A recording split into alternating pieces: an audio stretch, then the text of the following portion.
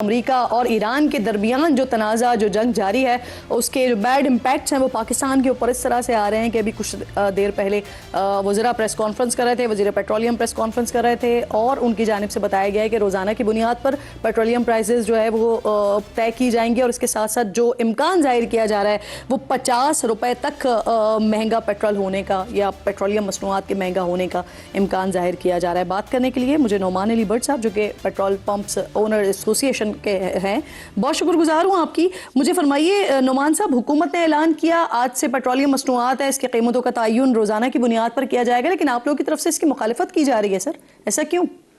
देखिए जी किरण नाज साहिबा, गवर्नमेंट ने ये जो आज डिसीजन किया है इसमें एक तो स्टेक होल्डर को कॉन्फिडेंस में नहीं लिया और दूसरा इन्होंने एक बेवकूफ़ाना फैसला किया जो कि मेरा नहीं ख्याल के एप्लीकेबल है और ये बहुत बड़ी ज्यादती है पाकिस्तान के 14 से 15 हज़ार रजिस्टर्ड पेट्रोल पंप मालिकान के साथ कि आप रोज़ क्या रेट बनता है, किस तरह से होता है, कोई प्रोसीजर, कोई रोड मैप हमें नहीं दिया। अगर ये फैसला वापस ना लिया गया तो हम आइंदा भरपूर इसका लाएअमल सर अभी इम्कान जाहिर किया जा रहा है पेट्रोल प्राइसेस में इजाफे का, लेकिन इससे पहले ही देख रहे हैं हम कि पेट्रोल पंप जो हैं वो बंद कर दिए गए हैं, पेट्रोल शॉर्ट कर दिया गया है। जैसी प्राइसेस बढ़ेंगी वैसे ही बहाली शुरू हो जाएगी। सप्लाई लाइन जी हमारी तरफ से तो बहाल है और पेट्रोल पंप के ऊपर जिन कंपनीज ने प्रोडक्ट नहीं दिया डेफिनेटली वो पेट्रोल पंप बंद है और इसमें हमारा कोई कसूर नहीं है। आपको भी पता है, मीडिया के तवज्जुह से सारी चीजें हाईलाइटेड है ऑलरेडी कि कंपनीज ने क्या किया है और क्या नहीं किया। पीडीसी के बाद में जिन्होंने पैसे चोरी किए हैं और उन्होंने अभी उनके डेपोट सील हैं तो वो हमें सप्लाई नहीं दे पा रहे। और दूसरा ये है कि हमारी तरफ से रेट बढ़े या कम हो, पेट्रोल पंप मालिकान जो है वो आपको सप्लाई दे रहे हैं और देते रहेंगे। सर वजीर पेट्रोलियम अभी कुछ देर पहले अपनी स्पीच में ये भी कह रहे थे कि जो कीमतों की डी रेगुलेशन है इस पर भी काम हो रहा है और इस पर 4 मीटिंग्स भी हो चुकी हैं, तो आपको ऑन बोर्ड लिया क्या इस सारे मामले पर? मुशावरत हुई है आपसे? डी रेगुलेशन के हवाले से हमें कभी भी इत्मीनान में नहीं ले गया। हम 14 से 15 हज़ार पेट्रोल पंप के मालिकान की प्रेजेंटेशन कर रहे हैं, तो आज तक इससे पहले ना हमारे साथ गवर्नमेंट ने कोई इस मौजू पे मीटिंग की है और ना ही कोई अगला रोड मैप बताया है कि ये किस तरह से वर्क करेगी, बल्कि हम इसको मुस्तरद करते हैं और नेक्स्ट वीक अगर ये ही मामलात इसी तरह रहे और नाफिज़ अमल हुई तो हम काम करना बंद करते हैं। सही, बहुत बहुत शुक्रिया आपका। नोमान अली भट्ट साहब प्रोग्राम में आप साथ मौजूद थे। एक छोटा सा ब्रेक लीजिए नाज़रीन, ब्रेक के बाद जब वापस आएंगे तो ईरान और अमेरिका का तनाज़ा, इसकी सूरत हाल क्या है, ये कहाँ तक आगे जा सकता है, इस पर बात करते हैं।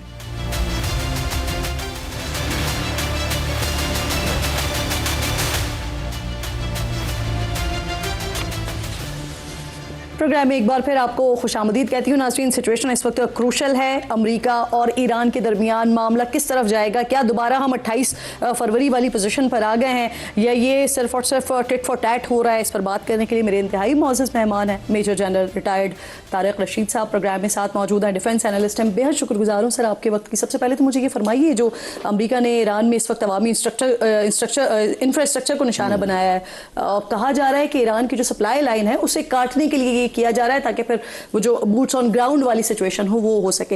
हालांकि सर माजी में तो हमने इस तरह की सिचुएशन को नहीं देखा। हमने देखा है कि अगर अमेरिका को ये सिचुएशन पैदा करनी भी हो तो वहां पे कार्पेट बॉम्बार्डमेंट होती है। तो आपको लगता है कि जो अभी इस वक्त नैरेटिव बनाया जा रहा है यही है सिचुएशन? देखिए मगर ऐसी बात नहीं है जी। अब देखिए आप कितनी डायकोटमी है कि एक तरफ अमेरिका इंसानी हकूक का अलमदार है जी, और शहरी इलाकों पे बमबारी हो रही है। देखिए चाहबार पोर्ट पे बमबारी हुई, उनका टावर गिरा दिया, हरमुजगान के उसके ब्रिजेस उड़ा दिए गए। तो देखिए मेरा ये ख्याल है कि बेटर सेंस शुड प्रिवेल। अब देखिए बातचीत कहाँ फंसी हुई है जी। अमेरिका कहता है मैं बातचीत के लिए तैयार हूँ और हमारे दरवाजे आज भी खुले हुए हैं। ईरान कह रहा है कि जी हम भी बातचीत के लिए तैयार हैं, बट पहले आप स्ट्राइक्स बंद करें। तो मेरा ख्याल है जो अगर आप चीज़ों को डिस्पैशनेटली देखें तो ईरान ने जो 7 जुलाई को 3 शिप्स को हिट किया था, कितनी बड़ी कीमत चुका रहे हैं उसके लिए। आपके आज खुद उन्होंने माना है कि 40 के करीब उनके शहादतें हो गई हैं, 400 से ज़्यादा जख्मी हैं, इतना इंफ्रास्ट्रक्चर तबाह कर रहे हैं। तो ये सब कुछ तबाह बर्बादी करके अगर बातचीत बाद में करेंगे तो पहले बातचीत कर लें और देखिए सारे जीसीसी जो 6 ममालिक तमाम को हिट कर दिया है, सीरिया को भी हिट कर दिया, जॉर्डन को हिट कर दिया, लेकिन इजराइल को हिट नहीं कर रहे जी। तो ये शो करता है कि क्यों नहीं हिट कर रहे। तो इनके अंदर भी मैं खैर स्पॉइलर बैठे हुए हैं या इस किस्म के लोग इनग्रस कर गए हैं कि जो ईरान के मफादात की बजाय किसी और के एजेंडे पे चल रहे हैं, ये इन्हें देखना चाहिए। अच्छा, ये जो आप बात कर रहे हैं कि गल्फ कंट्रीज को भी हिट कर दिया, उन्होंने तो सिर्फ कुवैत है जिसने इस बात की तस्दीक की है कि अवामी इंफ्रास्ट्रक्चर को नुकसान पहुंचा है, बाकी किसी ने नहीं की। लेकिन जो मीडिया आउटलेट्स हैं वो ये दावा कर रहे हैं मिलिट्री बेसिस पे तो हिट किया ना। जी एग्जैक्टली, मैं वही आपको बताने लगी हूँ कि IRGC इनकलाब की तरफ से ये दावा सामने आ रहा है कि खलीजी ममालिक में ट्रंप की जो प्रॉपर्टीज हैं उनको निशाना बनाने की धमकी दे रहा है IRGC। ये मीडिया आउटलेट्स क्लेम कर रहे हैं।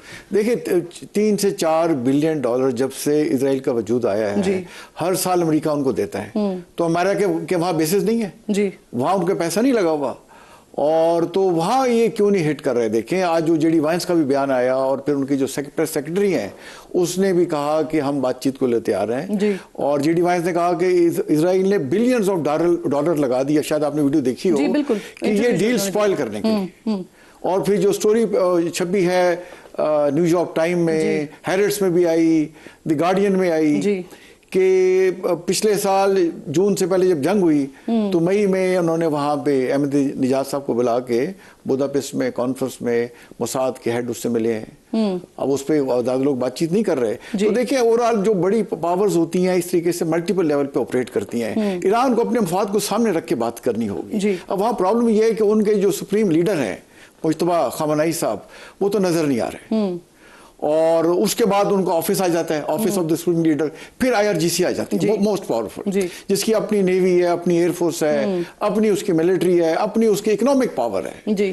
फिर आ जाती है सुप्रीम नेशनल सिक्योरिटी काउंसिल, फिर गार्डियन काउंसिल आती है, फिर जो असेंबली ऑफ एक्सपर्ट आती है, और फिर प्रेसिडेंट आता है। प्रेसिडेंट तो बहुत नीचे आ रहा है। तो मेरा ख्याल है उन्हें अपना ये थोड़ा सा सोचना चाहिए डिस्पैशनेटली कि इसको अगर कंटिन्यू करते हैं किसका फायदा है। मेरा ख्याल है पाकिस्तान का रोल दोबारा इसमें नुमाया होगा, और मेरा ख्याल है दोबारा हमारे वजीर आजम को ये रिक्वेस्ट करनी होगी कि इनफ इज इनफ, और आप काइंडली आप इसको सीज फायर करें और वापस एक चाइना की तरफ से तो अभी फिलहाल आ रहा है, उन्होंने कह दिया है कि इसके मुतालबा कर रहे हैं वो कि इस मामले को जो है अगर स्टेट ऑफ हुर्मत देखें, पाकिस्तान की तरफ से भी ये मुतालबा हो गया है। अब दुनिया उनसे मुतालबा कर रही है, रशिया उनसे कह रहा है, जैसे चाइना में हमारे वजीर खारजा साहब मौजूद है, वहां बैठ के उनको वजीर खारजा ने कहा है कि हम उम्मीद करते हैं, उन्होंने कहा सामने अमन पड़ा हुआ है, अमन आपके सामने है, और ये बच्चों का खेल तो नहीं है। पूरी दुनिया इससे मुतासिर हो रही है। अब सर प्रॉब्लम ये हमले हो रहे हैं दोनों तरफ से, लेकिन एक तरफ तर्जुमान व्हाइट हाउस उनकी जानिब से कहा जाता है कि ईरान जो है वो अभी भी मुज़ाकरात चाहता है।